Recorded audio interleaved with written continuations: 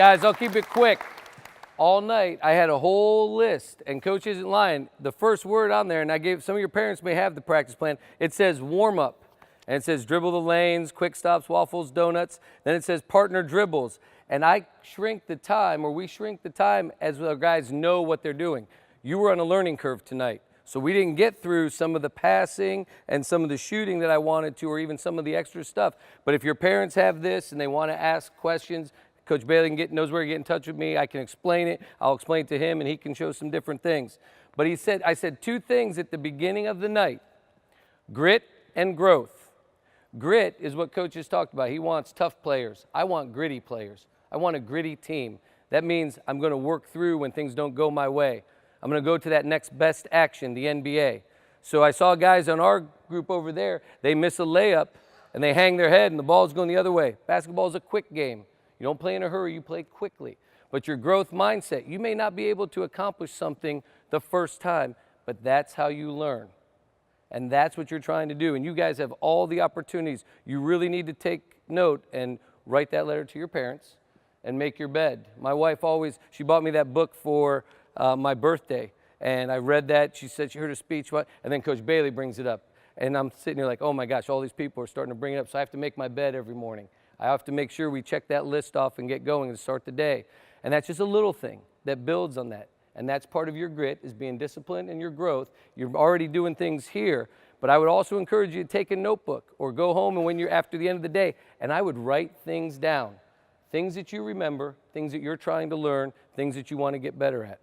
And I would say this to the parents or guardians, people that brought them here, one of the best things you can do is spread the word about this program, because I bring my son, he's not here tonight, he made a choice. He went to soccer, and I told him, you know, you have a choice. I wanted him here.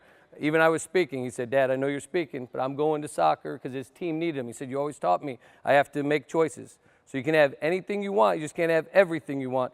But your parents in the program is the right mindset. And you need to continue that and work on those skills and things that you're listening for or listening to, and take those and work no matter what you do, what sport you play, what extracurricular you do, what academics you do.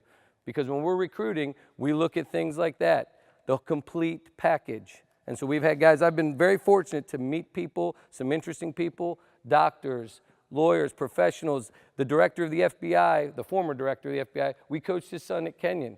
So whenever I would yell at him to rebound and use his right foot or his left foot, do a donut or waffle, imagine I was getting a little nervous that I was going to be on the news the next night. So you had to be very aware, but he worked hard. He worked himself into an all-conference player. It wasn't like that his junior year.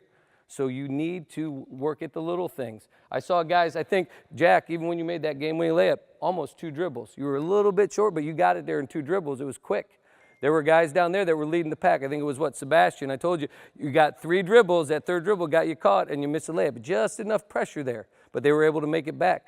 Those things you can work on your own and bring to your teams. And I tell you what, I challenge you, go ahead and look at YouTube, find the highlights. It's tough, but I know all of you can do it. And when you get in your minds that you can do it, you're going to be pretty good. Now, I'll leave you with this last thing. It's a Latin proverb. I always do English language quotes. The last one is, if the wind will not serve, take to the oars. Jacob, what does that mean? If the wind will not serve, take to the oars. What? You don't know? Anybody want to take a guess? Nobody knows? How did they used to sail around with their boats?